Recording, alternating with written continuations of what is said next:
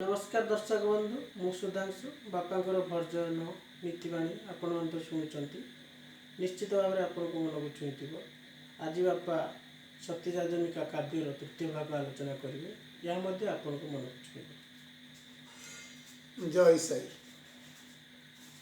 औचिटाऊ धरीना दूता उपस्थित खेला हिमालय शिख सभा नयने हेरिला संदीपनी आश्रम हिमालय तीरे उपस्थित हेला दूत चितारे संदीपनी ऋषिंकर पयरे लटिला स्वस्ति स्वस्ति बोली ऋषि मुखरे शोभिले। वीरेशन राजांकर दूत हस्तरे पत्र लिखि पठेला परे दूत आनी कौन कले ना संदीपनी ऋषि आश्रम आसी उपस्थित हेले एवं संदीपनी ऋषि को चरण रे प्रणाम कले तो ऋषि आशीर्वाद मध्य प्रदान कले। चिटाऊ काढ़ीन दूत ब्रह्मसी कुदेले खंडे दूर आड़ होई नमस्कार कले चिटाऊ पढ़ीन ऋषि समस्त बुझीन मृदु मृदु हसित बोलती वचन जाजनिका ऋषि डाक देले जाजनिका शुणी तर पर उपस्थित हेले। जिते बड़े से पत्रटी पाई आपणकर संदीपनी ऋषि से कौन कले ना जाजनिका को डाकिले। जाजनिका आपणकर गुरुंकर डाक शुणी पाखक आसिकी पहुँचले। आ शुण मात जाजनिका शुभ समाचार सकल विद्या साधिलु अल्प दिन तो परे संतुष्ट माल मुई अछि अविलंबे गृहे यात्रा कर मोर बसी तोर तुमर बापा चिट्ठी लिखि जणाइले तुमर स्वयंवर दिन निर्धारण हो जाइछि तेणु तुम निर्विघ्न तुम पितृगृह को जाइपार तेणु से राजनिका कौन कले ना तापरे संतुष्ट तपरे संतुष्ट माल मुई अछि अविलंबे गृहे यात्रा कर मोर बसी चिटाऊ लेखि जनक तोर जणाइला स्वयंवर दिन तर धार्य होगला तुमर बापा तुमर विवाहर दिन से ठीक कर सारी तेणु तुम्हें वर्तमान तुमर बापा घर को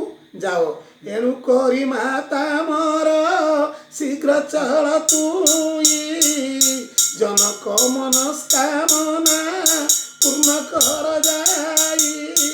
तेणु बापांकर जो कर्तव्य तार तुम्हें पालन कर एवं स्वामी सेवा व्रत कन्या केवे न भूलिबू स्वामी सेवारे संतुष्ट देवंकु करिबू संसार गहन बन मायार कंटक धर्म पते मोती थिले रखिबू माटेक आउ यही पोरी संदीपनी बुझाई न देले दीर्घाऊ बोली न मुके आशीर्वाद कले।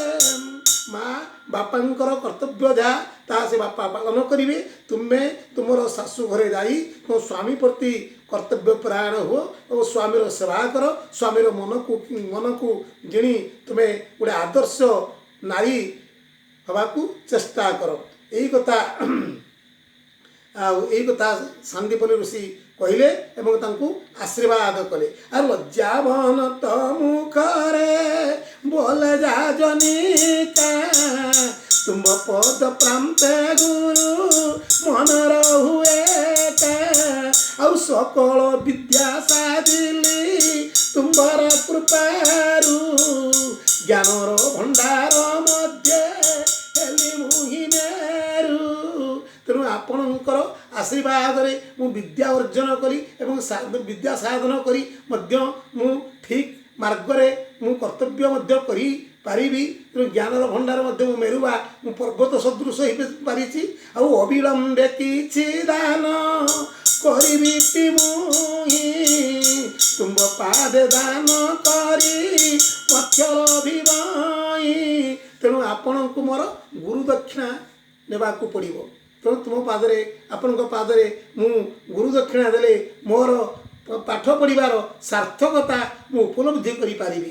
ଆରେ ଏଇଆ ଶୁଣି ସନ୍ଦୀପନି ମହର୍ଷି ପ୍ରବର ହସ ହସ ହୋଇ ତାହୁଁ ବୋଲୁଛନ୍ତି ଗୀର।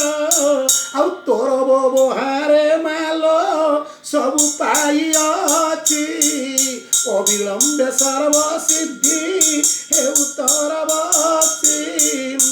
ମା ତୋର ବ୍ୟବହାର ତୋର ଆଚରଣ ଏବଂ ତୋର ବିଦ୍ୟା ଅର୍ଜନର ଯେଉଁ ଦକ୍ଷତା ତାହା ଦ୍ୱାରା ମୁଁ ସନ୍ତୁଷ୍ଟ ହୋଇଛି। ତେଣୁ ମୋର କୌଣସି ଗୁରୁ ଦକ୍ଷିଣାର ଆବଶ୍ୟକ ନାହିଁ।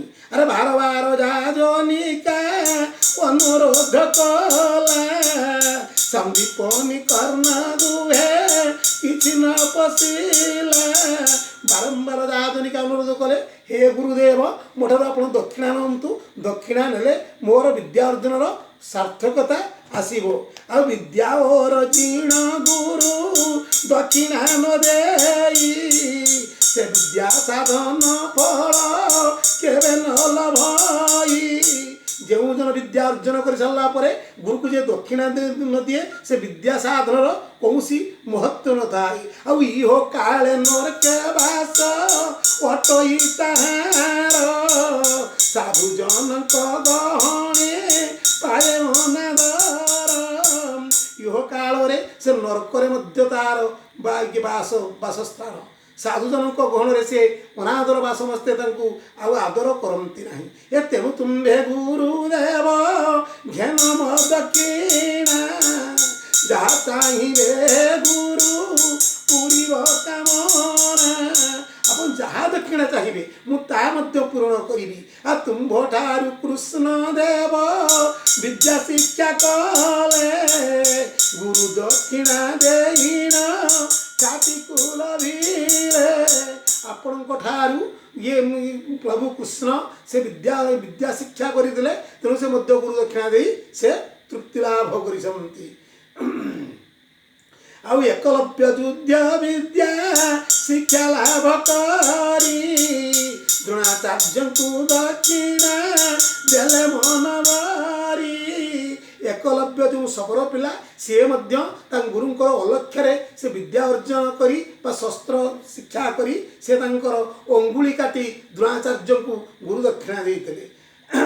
ଆଉ ତେଣୁ ତୁମ୍ଭେ ଗୁରୁ ମୋର ଦକ୍ଷିଣାକୁ ଘେନ ତୁମ୍ଭ ପଦ କମଳରେ ଏହି ନିବେଦନ। ଆରେ ବାର ବାର ଯାଜନିକା ବିନମ୍ର ହୋଇନ ଦକ୍ଷିଣା ଗ୍ରହଣ କର ଗୁରୁଦେବ ପୁଣ।